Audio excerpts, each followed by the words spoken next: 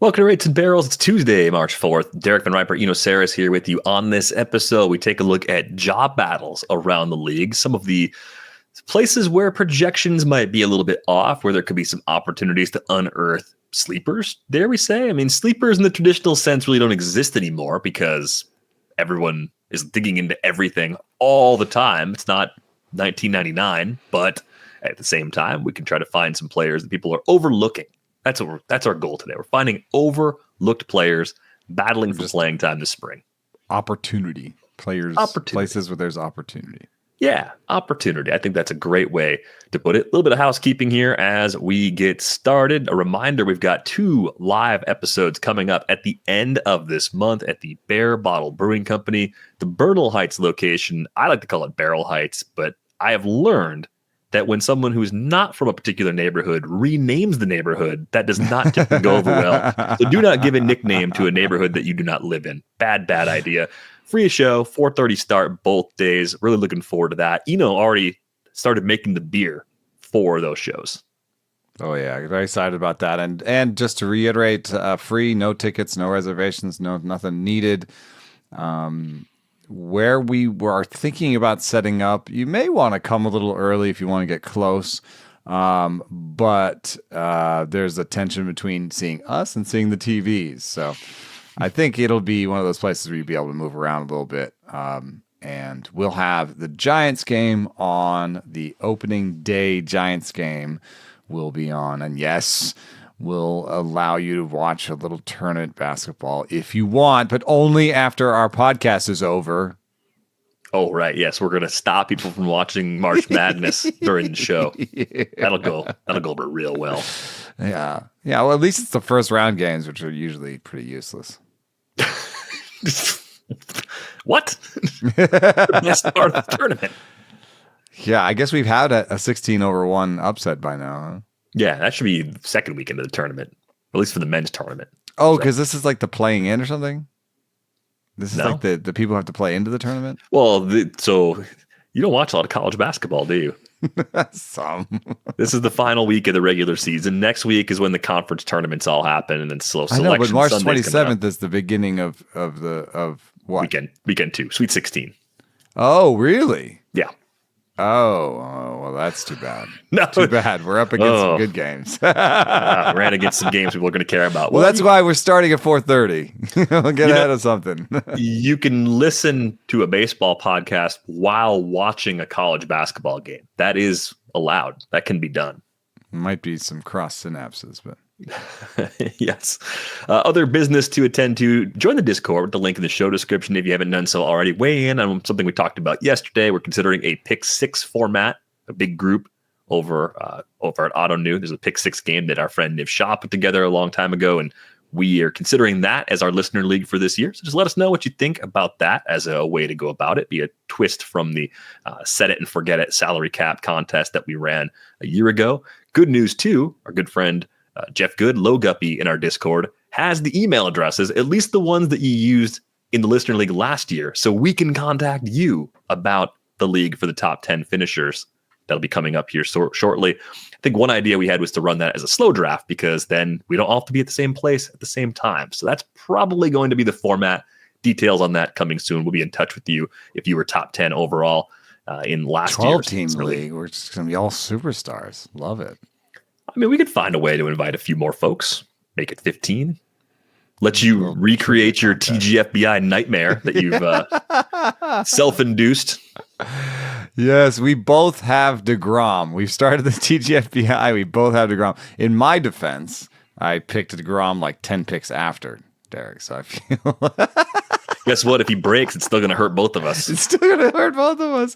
And I have one of the most YOLO beginnings of a draft because I also paired him with who I call the Rocket because it doesn't rhyme with crochet, but it should.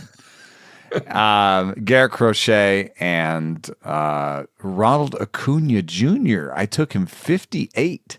That's a big fall. I couldn't stare at his name any longer. And we did have a little discussion in the group chat, which I think might be just really interesting real quick, is that JH pointed out that the Ronald Acuna bad season with the 20-ish stolen bases when he first came back from the other ACL surgery was pre-rule changes on the base pass.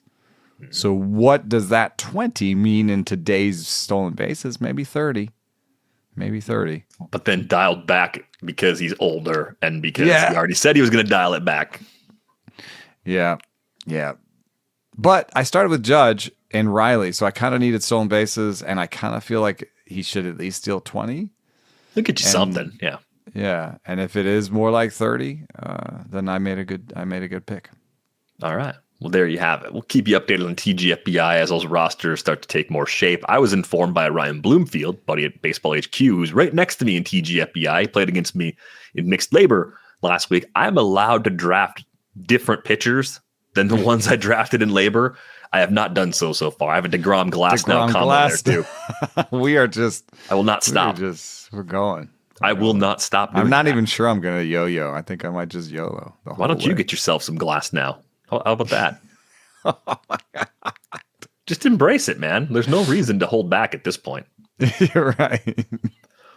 All right, on to today's topics, though. We are taking a look at some job battles from around the league, either stuff we didn't really get to in detail in the team previews or things that have just caught our eyes in the last couple of weeks. We're going to begin in Minnesota, where the late addition of Ty France maybe helps answer the first part of this question, but how do the pieces actually fit at first and second base for the Twins as we try and make sense of playing time and their depth chart? We talked about this in the preview. Willie Castro still projected for the most plate appearances over at Fangraphs at 537.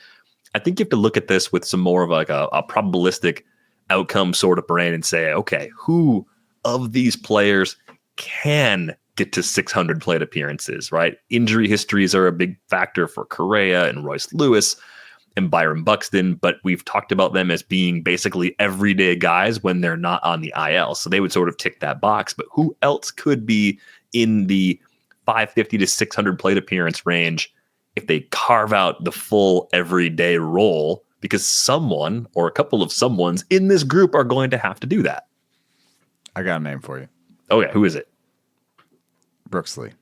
Okay, he's projected for an 83 WRC plus by the Bad Axe. Why is it Brooks Lee? Yeah, it's not. It's a little bit low to me because I agree he does not hit the ball super hard. 109 in AAA in 2023, but 107 in the major leagues last year. 108 in AAA in 2024. So not great there.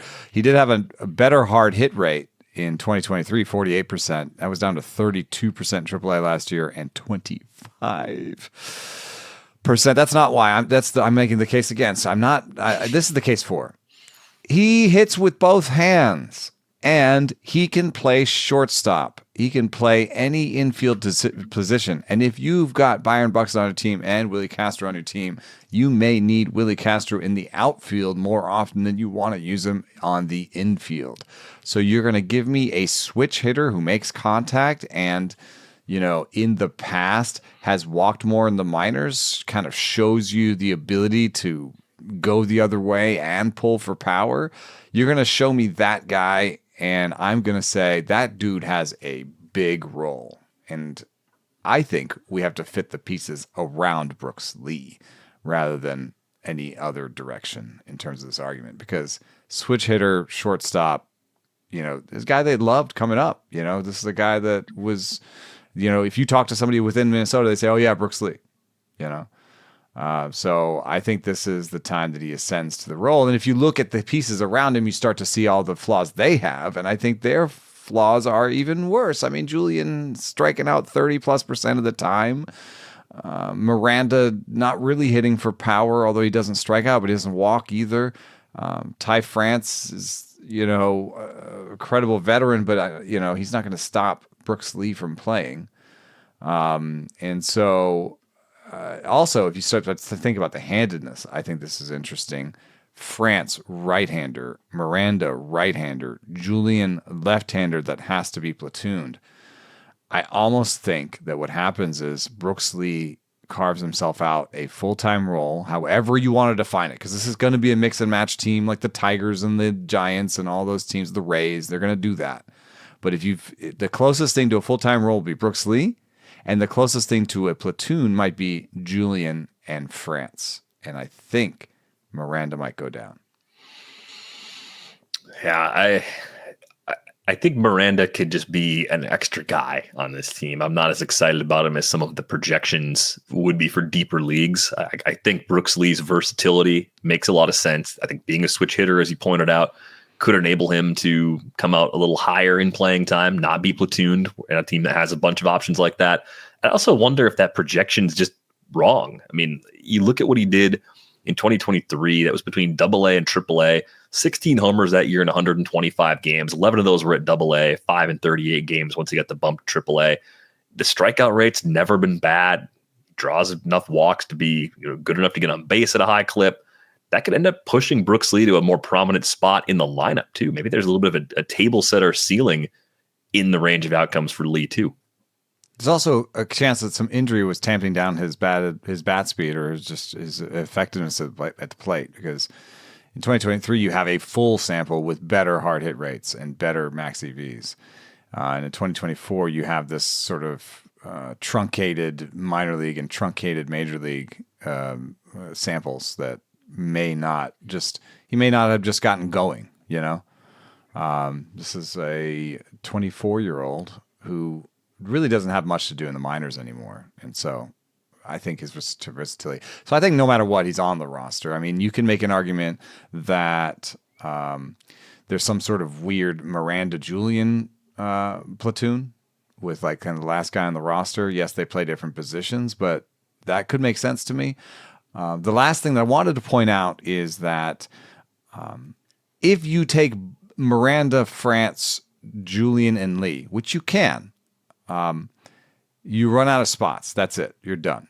And you don't get to have Austin Martin. And I'm not saying that Austin Martin is great shakes or that I'm trying to project him for a lot of innings or a lot of opportunities, but I would say that Austin Martin might be a good idea for a team that has Willie Castro and Brian Buxton ahead of him in the depth chart in center.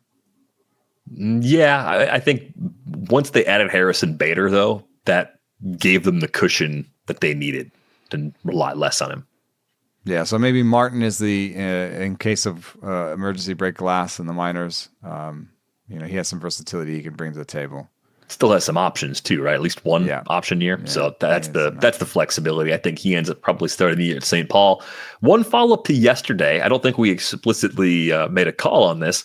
Matt Wallner versus Trevor Larnach. If you're only drafting one for 2025, which one do you actually like better?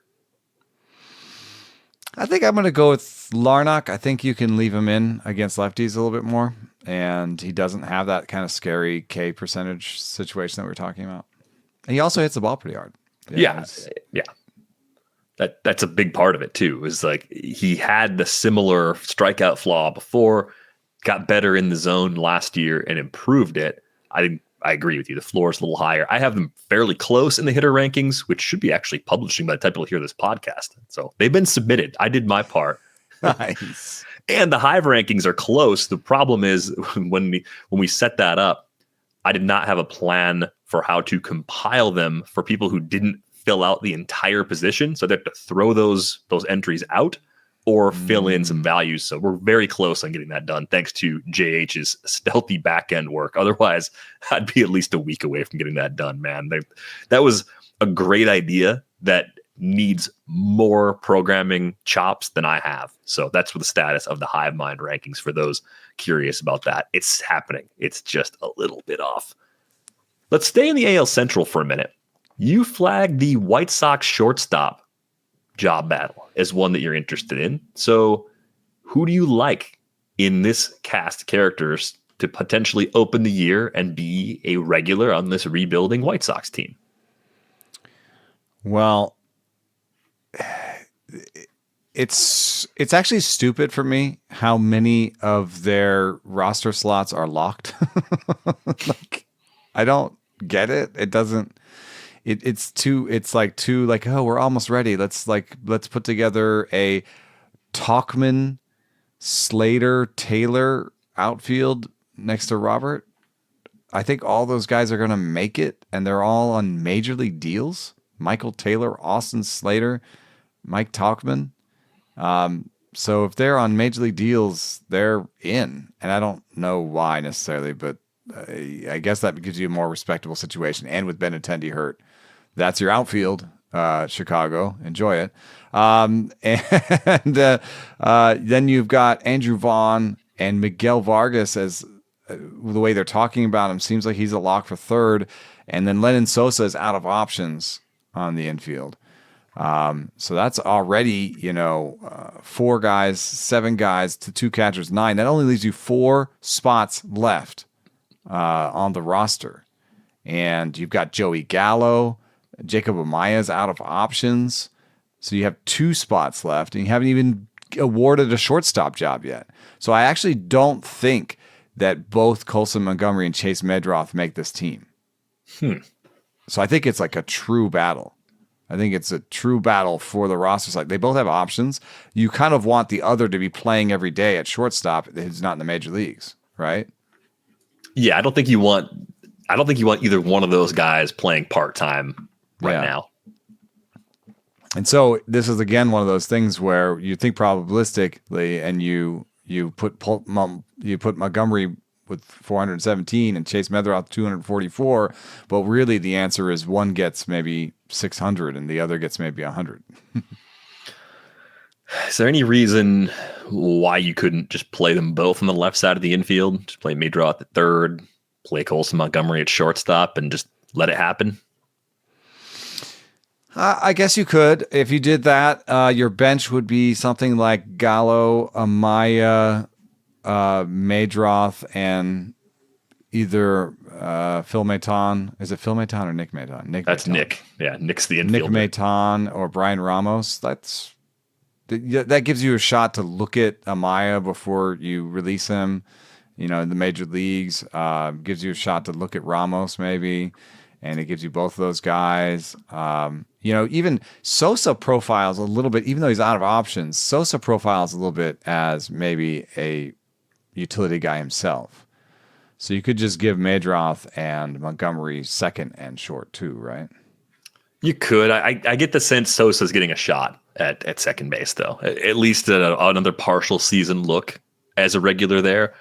It's not a great projection. 86 WRC plus, does have a little bit of power. 10 homers. Honestly, none of them are.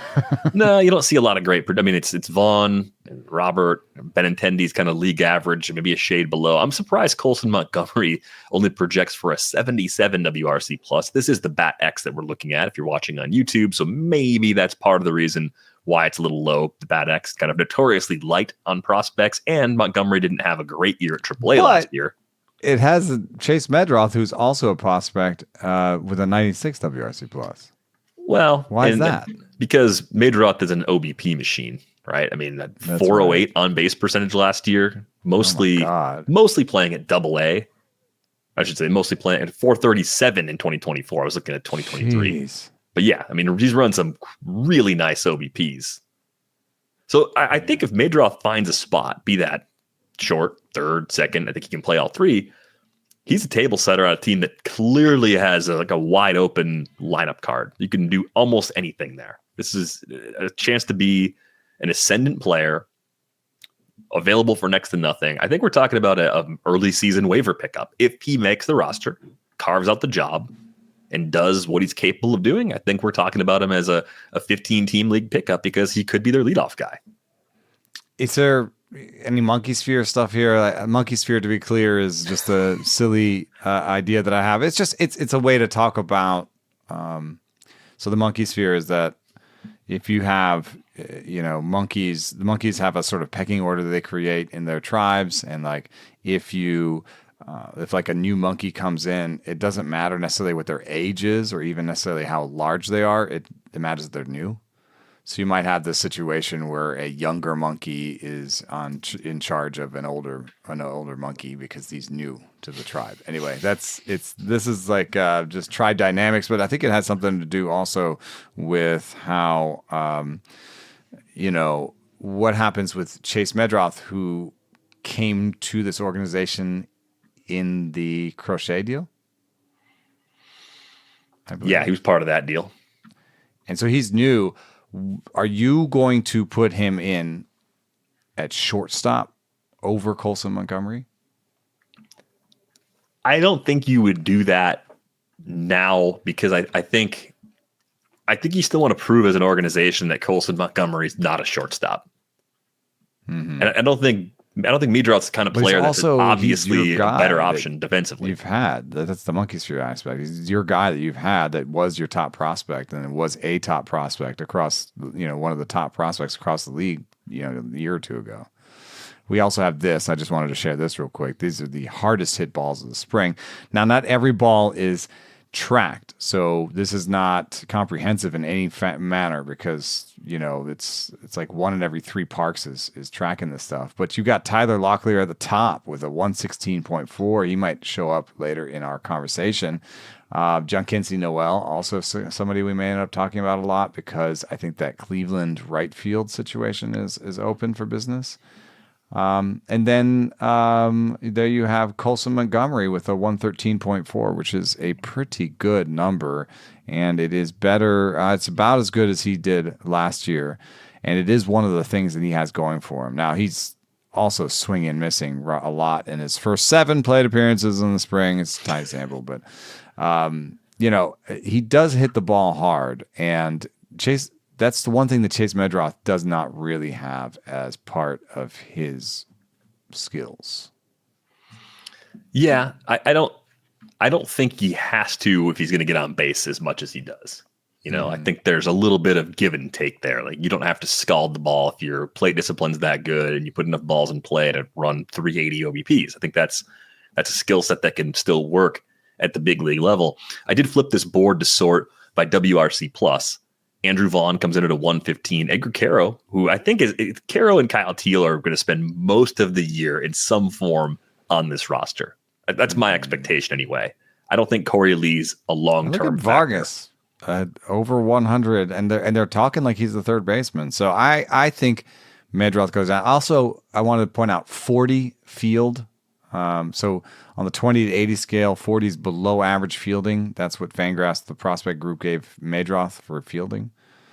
So I think Lennon Sosa, who's out of options, makes the team, and Chase Meidroth goes down, and Colson Montgomery is the starting shortstop for this year's Chicago White Sox. Just let it happen. Let them try to solve big league pitching. I like that. I mean, in last year, again, it was a down year at AAA, 28.6% K rate. I would love to know from people who got to see him at AAA how much of that was unique to the AAA automated balls and strike system, that zone, because I didn't really look at Colson Montgomery previously and think there was going to be much of a strikeout problem in that profile. So that's sort of what was different at that level. He's still pretty young for the level too, being 22. I remain a little bit optimistic about him as a hitter, even though I'm not sure in 5 years he's still a shortstop. That's not going to matter for 2025. They can afford to give him the look and see what actually happens. Yeah, I mean, they gave him a 30-40 fields. Yeah. That's 30 present, 40 future. So maybe neither of them is a shortstop in the future. Let's stick with shortstops. Let's stay in the AL Central. A lot of AL Central talk today, and let's try to figure out what's going on with the Tigers' shortstop situation. Is there a world in which Trey Sweeney is the everyday shortstop by the end of this season for the Tigers? Or does he fall into one of the platoon spots? We have been wrestling with this depth chart for a long time now. Quality continues to improve. Plenty of depth options here.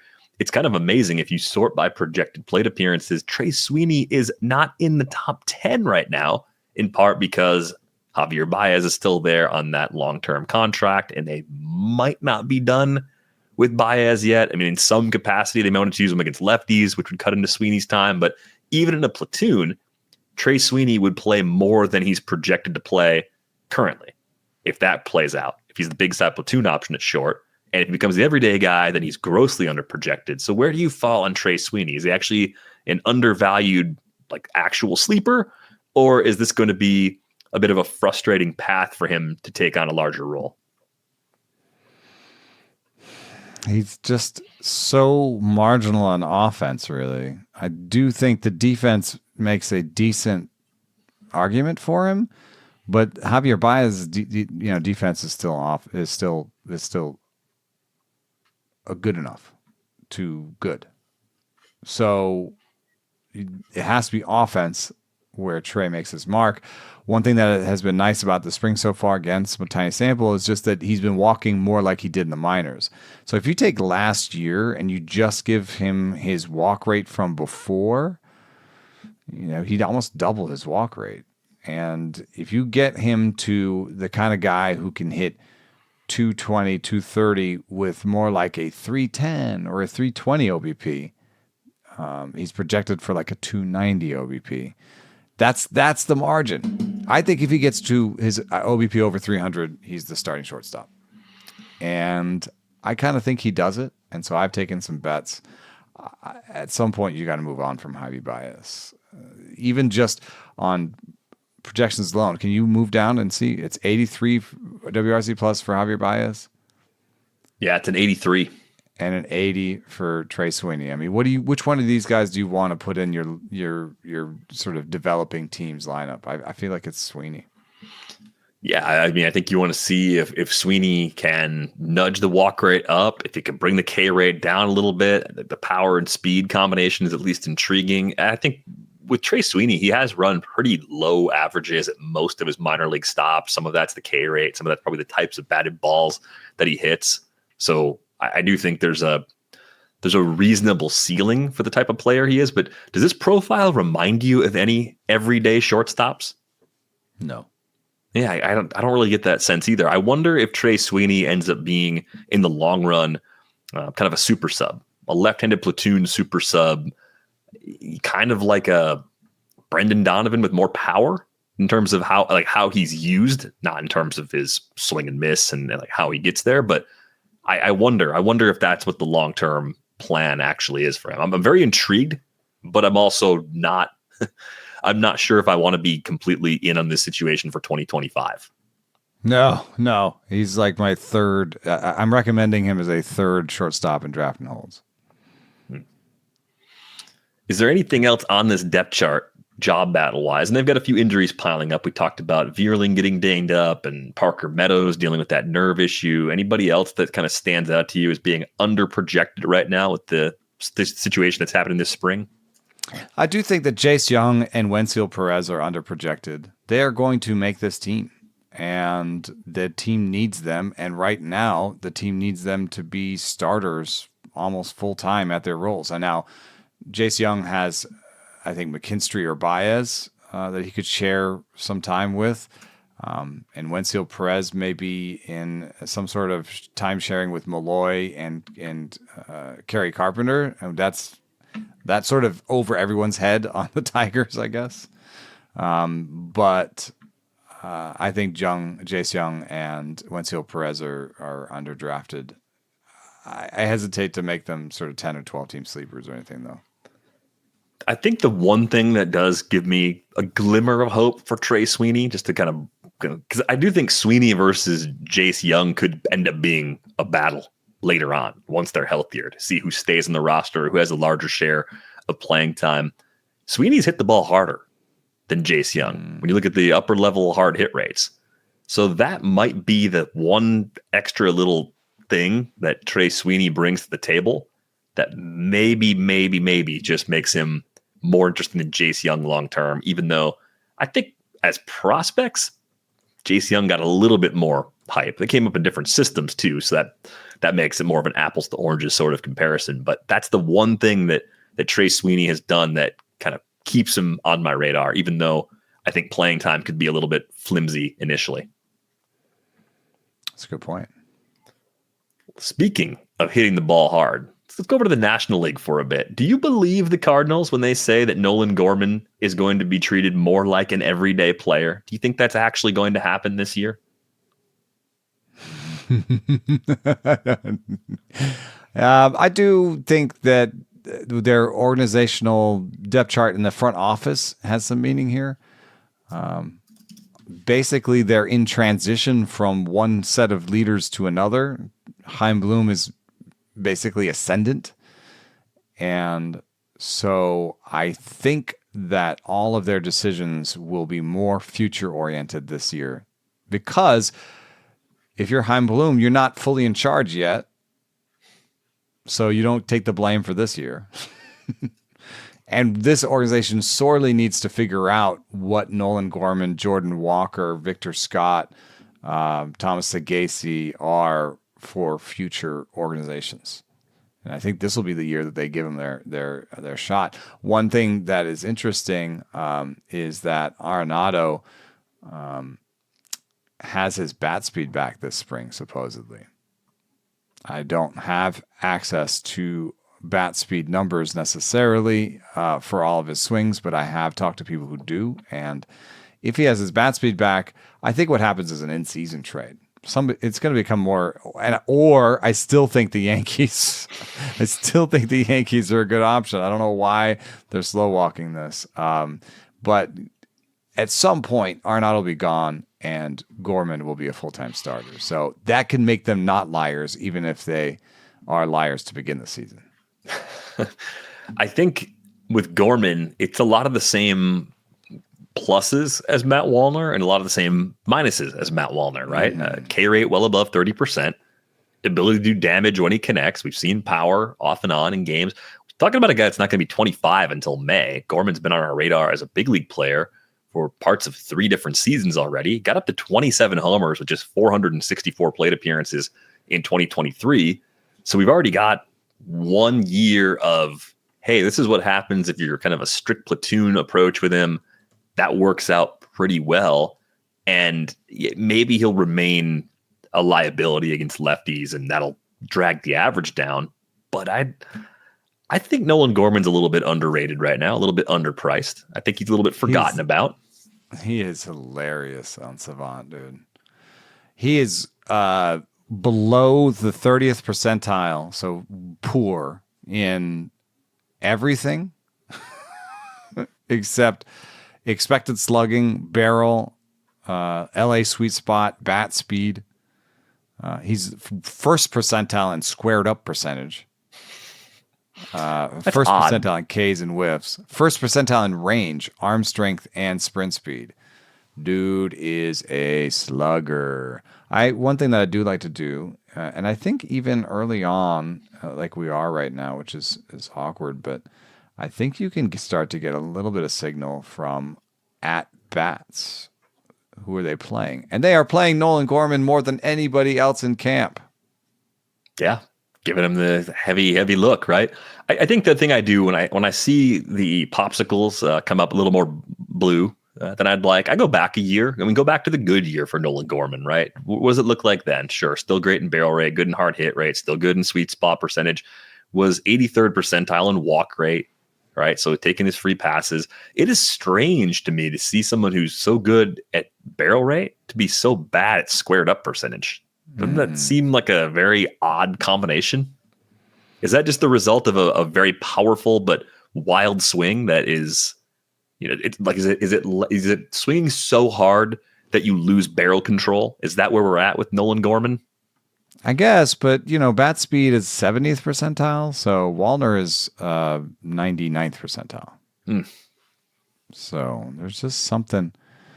I would say like maybe not seeing the ball super well, even though I guess chase percentage is 36th percentile. Like I don't know. I think yeah, it could be a lot of moving parts. Maybe to get that bad speed, he's sacrificing in other places where he shouldn't. But if he doesn't have that bat speed and he doesn't have that barrel rate, let's say, what if he could cut his strikeout rate down to 28%? What if he doesn't have that power and he's just worse? Yeah, I think this is the type of profile that I will gamble on at the price. I don't like taking the high whiff players that show the big power earlier on when they pop and they make that leap. I usually don't go for that, but I'll take the late dart on a player like this. I wondered too, does he have any trouble picking up spin? Does he just crush fastballs? Nolan Gorman the last 2 seasons, 11 out of 18 homers, although he had 19 last year. So 11 were on fastballs, 7 were on breaking balls, 1 on an off-speed pitch. 2023, 16 homers on fastballs, 8 on breaking balls, 3 on off-speed. I mean, I don't know, man. Like I just think if they leave him alone, it might be a low average mashing profile, but I think it'll actually work. And I'm starting to trust that they want to just see if he's part of the future or not. Kind of a consolidation year of, is Nolan Gorman here as a regular in 2026 and beyond? Let's use all of 2025 to answer that question. I guess he could strike out enough and play poorly enough to just lose the job, even if he wins it. So that's in the range of outcomes. But where he's going in drafts, you just accept that. You also have to think, like, if there are going to be trades midseason, Nolan Arenado's on it, and then I think that Brendan Donovan would be the type of person you would maybe want to save to trade. Now, he has options, and you could have him till 2027, but he's cheaper. Maybe another team says, "Oh, he profiles as our starting second baseman. You're just using him as a super sub," and he plays all over. There's definitely a team that could give you more in future value than you're getting than you might get from Brendan Donovan. So this could be something where Gorman is sharing time to begin the season, but gets his full shot eventually. The one that I think is like a real on-off toggle is Victor Scott versus Michael Ciani. I kind of feel like one of them makes the roster and one doesn't, because again, this is sort of the play all day, play every day kind of situation where Victor Scott's not going to come up to play half the time. Michael Ciani is great on defense, and Victor Scott had such a terrible year last year, and I'm tempted to go over here and say, oh, Michael Ciani has 14 plate appearances, 15 plate appearances so far this spring, and Victor Scott only has 13. I looked today, they're both playing, and that's not that much of a difference. So that one could just go either way. And Victor Scott could really, I think, play his way into just being the starting center fielder on this team this spring. I don't think that he necessarily, as bad as last year was, Michael Ciani only profiles as basically defense first center fielder. That guy you can send down, I think. Yeah, I don't think, for a glove first center fielder to play, think of Jacob Young as an example for the Nats, right? I think that's probably a good, hey, this is mostly glove. How bad can the bat be to keep you in the lineup every day or near every day? Probably like an 80 to 85 WRC plus. I think a team that has any competitive aspirations at all will continue giving you that opportunity if you're at that level. Ciani's projected for a 60. He's below that by a lot. And he doesn't, even if you sort of, put your rosiest colored glasses on and be like, oh, what if he, there's not much here. He doesn't hit the ball hard. 26% K rate. That's not what you'd expect. Yeah, it's like a guy who you expect him to be sprayed all around, makes a bunch of contact guy, and then you look at the strikeout rate. So my shares of Ciani were for 11th outfielders in draft and hold, and I'm feeling like maybe that's wasted now if Victor Scott's gonna go nuts. We do have some breaking news that may serve as a segue if we want. Ooh, use it. You play the jingle. What? Breaking news, breaking news, breaking news. We have breaking news, hot off the wire. Here we go. Jason Collette says, Chase DeLauter out 3 months with core muscle surgery. Jason Collette reported that? Or you just saw it on Jason Collette's feed? That's the group chat. Yeah, I don't know who reported it. I'd give better credit, but Jason gets the credit here. But I think we should flip on over to Cleveland because the right field is open. We foreshadowed that a little bit with the John Kensky Noel hits the crap out of the ball situation. But we have in Cleveland... 4 guys making it out of Will Brennan, John Kensky Noel, Angel Martinez, Tyler Freeman, and Daniel Schneemann.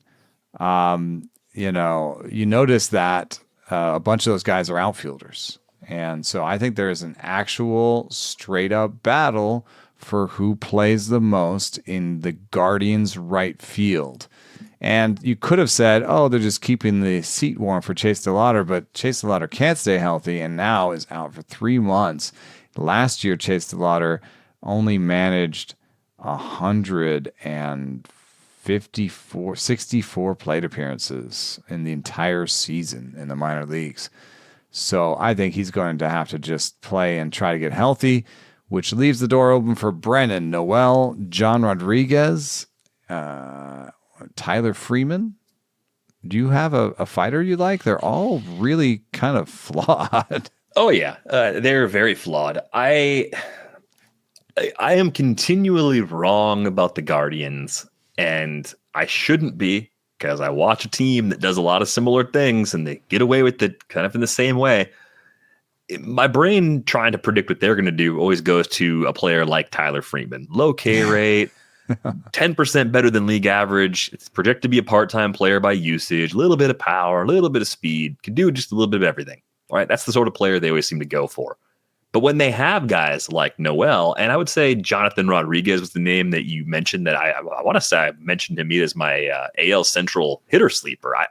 I thought even before we knew DeLauter had this new injury, I look at Jonathan Rodriguez and I'm like, what does this guy have left to prove at AAA? I mean, he was there in 2023 for 47 games, popped 11 homers. He was there for 118 games last year, popped 29 homers. 301, 390, 540, stole 8 bases in 10 attempts, so you can run a little bit. Brought the K rate down from 32.7% to 25.2% with the second look at the level. There's going to be swing and miss, much like there is with Jhonkensy Noel, but there's been patience in the upper levels of the minor leagues, and maybe, again, there could be some ABS stuff going on there, so you have to take it with the necessary grain of salt. But for a team that is just every year looking for secondary sources of power, Jonathan Rodriguez sort of pops for me as the guy that maybe is a lot more interesting now, because DeLauter, based on who he's supposed to be and the investment they have in him as an organization, DeLauter I thought was going to get a long window this season. Now it's probably going to be more like 6 to 8 weeks at the end of the year. It's going to be like an August promotion if he's healthy. If that, and may have something to do with team dynamics, if they're winning or losing or what's going on with that. Yeah. Right. So I'm looking at Rodriguez right now as the sleeper of the bunch. And I mean, 50+% hard hit rate now at AAA over the last 2 seasons as well. Like what else do you want in a guy that could come in and just maybe pop 25 or 30 homers for you in near the heart of that lineup? With such little sample for Rodriguez in the major leagues, with 40 plate appearances for Jonathan Rodriguez, it may surprise you, but the projection systems have Rodriguez striking out more this year than Jhonkensy Noel, who struck out 31.8% last year. But the projection systems are calling for an improvement for Noel, who's 23 years old, and as we pointed out, hits the snot out of the ball. I mean, they're both right-handed guys that are young and have an option left, you know? It's really, this is one of those ones where, do you think they can be friendly to each other? Can they help each other out? What do you think? How do you think they see? Like, if one's taking BP and he like hits a bunch of pop-ups, and is the other one going, yes? I mean, I hope as an organization, for the sake of the Guardians, it's not quite like that. but they're their own, in your heart of hearts. but they're their own worst enemy, in the sense that if they didn't want that to be the case, then they wouldn't have signed Carlos Santana after they traded Josh Naylor. They would have made Kyle Manzardo the first baseman, left DH as a floating spot, and said Rodriguez has a big arm, he can play in the corner, and Noel can be the DH, and we're just going to let these guys both mash for us. And if one of them didn't work out, then of course you just option them down and life goes on, right? Play Tyler Freeman some more. Yeah. Right. I mean, in the past, I think I would have, you look at those projections, I would have said Tyler Freeman, look at that. But there's an interesting thing going on in these projections. Scroll down to Will Brennan versus Tyler Freeman for a second, because you look at Will Brennan's projection, 5% walk rate, 13.6% strikeout rate, not much power, right? Then you look down to Tyler Freeman, 6% walk rate, 14.5% strikeout rate, not much power, right? So there is, I guess, a 30-point difference in ISO for Freeman versus Brennan. But if I was on their pages right now, I bet you their demonstrated ISO is about the same. And they have three. What is the BABIP? Which one is the BABIP number? It's the one left of the average. Okay. By the thick line left side. So they have Freeman with a better BABIP and a slightly better ISO, and that turns Freeman into keep scrolling, one more. That turns Freeman into a 110 WRC plus guy and Brennan into a 90. Like, I just gave you all the components, and for some reason it says Brennan bad, Freeman good. And in the past, I would have looked at those projections, looked at that K rate, and said, I've loved Tyler Freeman in the past. I will continue to love him until finally I'm right or wrong. But I think that one of Rodriguez and Noel is a little bit more interesting because if one of those guys gets it down to 26% strikeout rate, they are going to be a better hitter than Tyler Freeman and Will Brennan because they will hit the crap out of the ball and they will make enough contact to make it work. So I think this is one of those truest, like one of these guys is on the roster and playing a lot, and one of the guys is in the minors and playing a lot. Another one of these kind of one guy wins, one guy loses. And I think the real answer is, would you rather know? It's like it's a bird in the hand versus, the other one, the two in the bush or whatever. Right?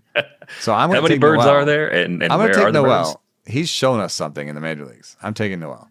It makes sense if you're drafting straight up, it's Noel. But if you're just asking who could emerge as a result of DeLauter's injury, that's where I think Rodriguez's opportunities might come from. Like I think he's the guy that gets elevated, gets an opportunity a little sooner than he might have otherwise. Lest you think we are dreaming too hard on someone that doesn't matter at all in Jonathan Rodriguez, there is this quote right here at the top from Steve Stockmar at MLB.com reporting that Stephen Vogt, Cleveland manager, said Sunday that Jonathan Rodriguez is in the mix for the available job in right field, which confirms that both that the job is available and that Rodriguez is in the mix for it. Love it. I believe in Stephen Vogt. Yes, but you have to remember, managers lie. Oh, they lie all the time. Yeah. GMs lie, managers lie. Everyone lies. Let's move on to one situation in Arizona. I don't even know if this is a straight up job battle, but it's more of a question of fit. How does Jordan Lawlar fit in Arizona? And the more I look at this depth chart, the more I see, the acquisition of Josh Naylor leads to a question of how much they're going to play him at first base, how much they like his glove, how much do they want to hide his glove and make him a DH. And then if Naylor's the DH, is Pavin Smith the obvious first baseman, at least against right-handed pitching? He made some interesting strides last year and projects okay in that sort of part-time role. If they don't mind Naylor's defense at first base, does Jordan Lawlar end up breaking through and playing a lot, and not necessarily DHing, but just giving everybody else around the infield days off, right? Could you see Lawlar playing a lot of second and third while Eugenio Suarez and Ketel Marte get rotated to that DH spot? Like that to me kind of seems like the battle of who they're going to play more, Smith versus Lawlar, even though they're going to use them a little bit differently. They signed Geraldo Perdomo, their starting shortstop, to a 4-year extension. Yeah, man, they like him.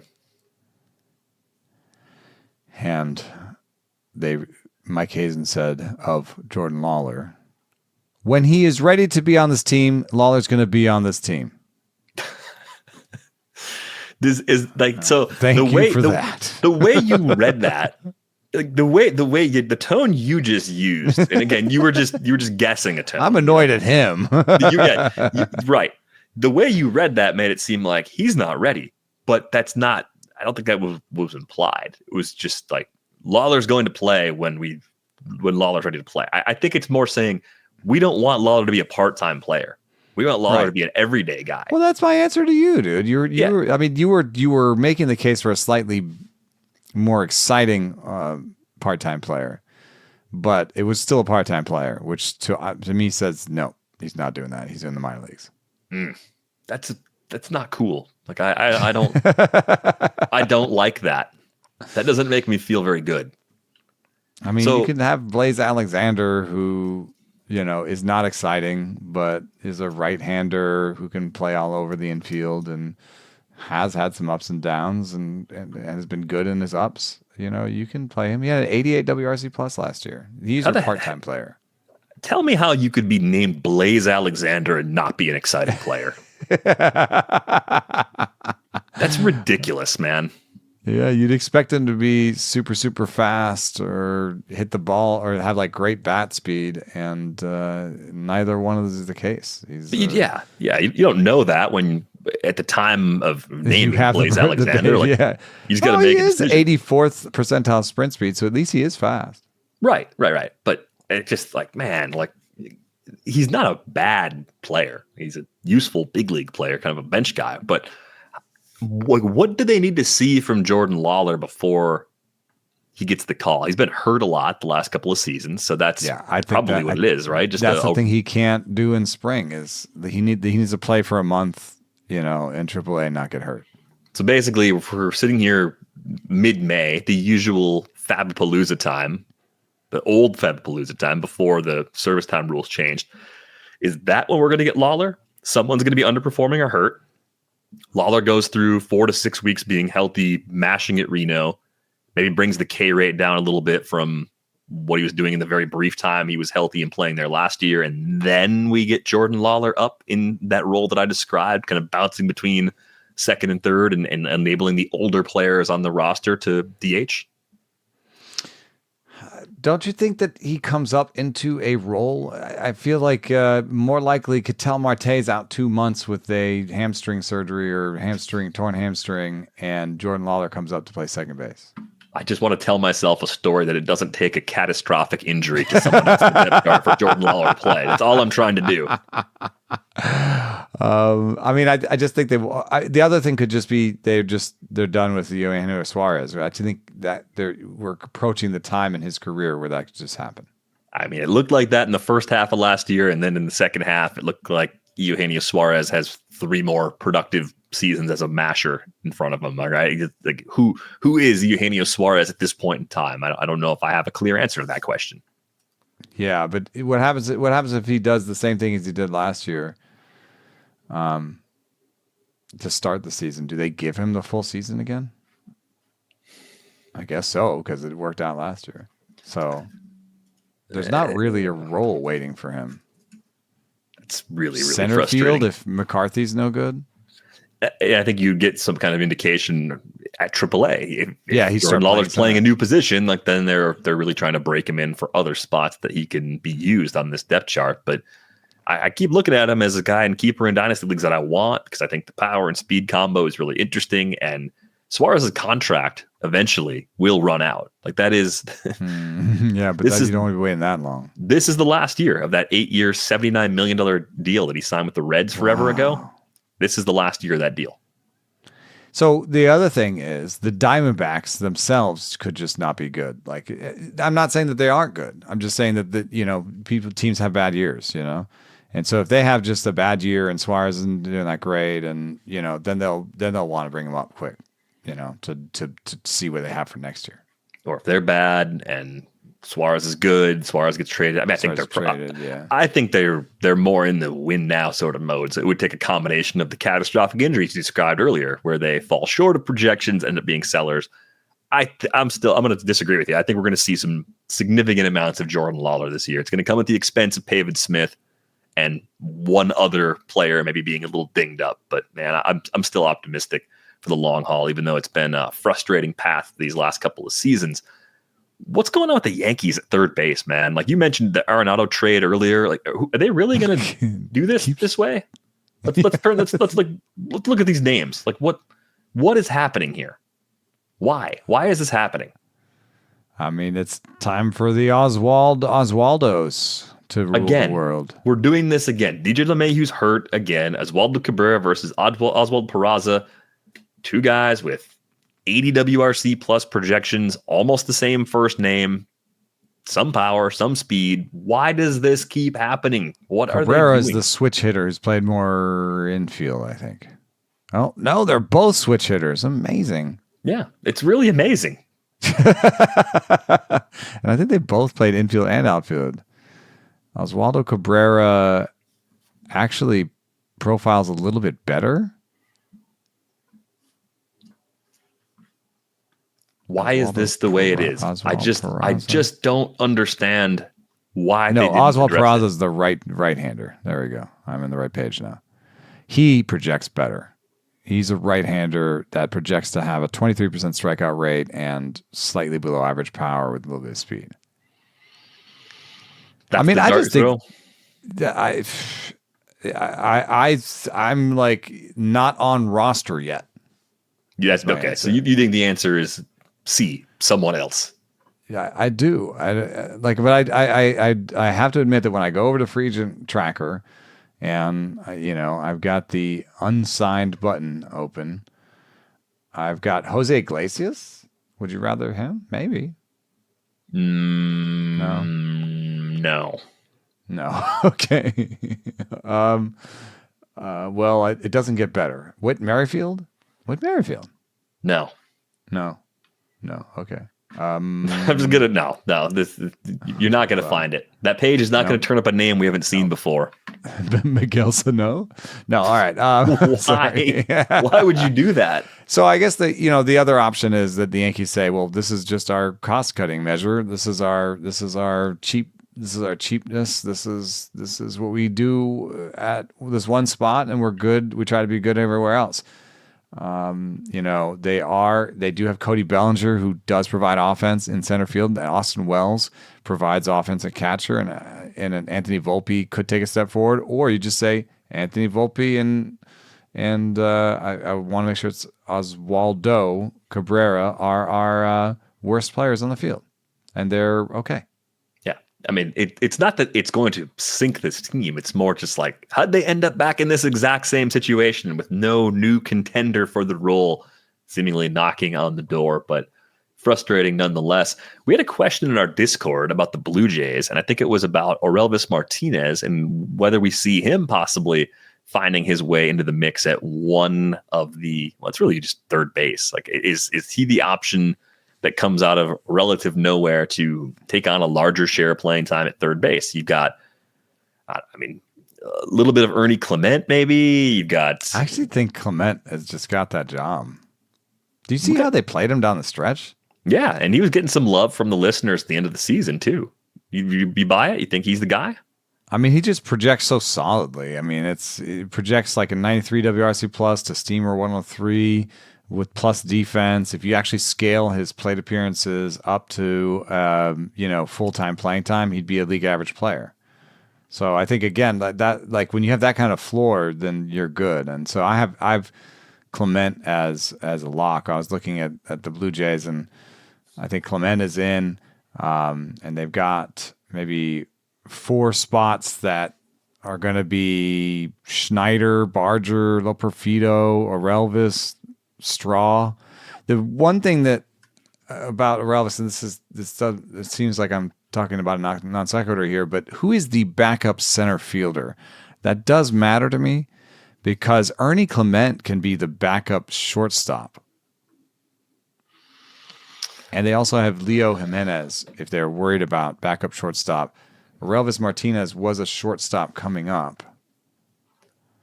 Yeah, man. The depth in Toronto is 50% gross, but 50% interesting. I can talk myself into a few random guys in this depth chart actually being good. We liked Barger as a kind of a leaderboard guy a couple of years ago. He built like a tank. He'd be a big side platoon guy, most likely. I mean, you have Wagner. Let me see if I can. I'm not putting Wagner as the starter at DH. Okay, so DH is the open role, I think. DH is the open role.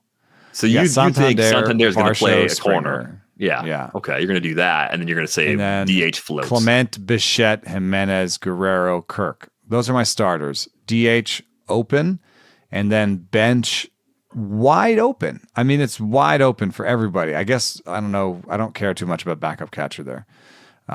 So it's Will Wagner, Leo Jimenez, Orelvis Martinez, Davis Schneider, and you got Straw and Roden, and Loperfido. I mean, I don't know. I don't know how to judge this. Are they going to be more like, hey, we're competitors? This is probably it. They're going to be more like, we're competitors. How do the pieces fit together best? And in that case, it may be Straw and then a Schneider platoon at DH. So who's the left-hander? Wagner? Yeah, Wagner would be the lefty. Okay, Schneider, Wagner platoon at DH. Heineman or Betancourt, either one of those guys, the backup catcher. And then it does come down to Orelvis Martinez versus Leo Jimenez, probably. And it's do we want Orelvis Martinez to be playing every day in the minor leagues, or is it just time to have him be on the major league squad? And we want a little bit more upside with that bat spot. Maybe you do, because if you have Heineman and Straw on this team, and you have one wild card that you can play, maybe it's Orelvis Martinez, right? It's better than Leo Jimenez, who's just sort of settling in and being like, well, we don't want to play our bench much.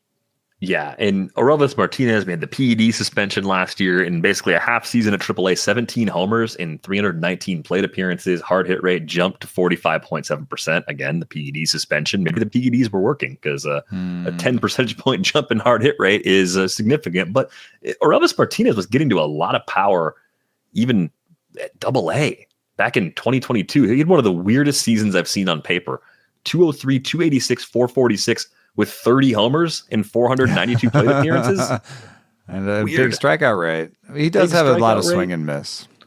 He does. I want to see how they shape the opening day roster, because I do think if he's on it, they would probably at least try to give him a big side platoon look initially. But it could be a quick hook back to AAA if it's not working. Probably similar to Nolan Gorman's situation in Cincinnati, right? I think once you get popped for PEDs and you're kind of in that, is he a big leaguer or not window, I don't think you get as long of a window to prove it. I think teams are a little quicker, especially when you have a lot of swing and miss in your profile.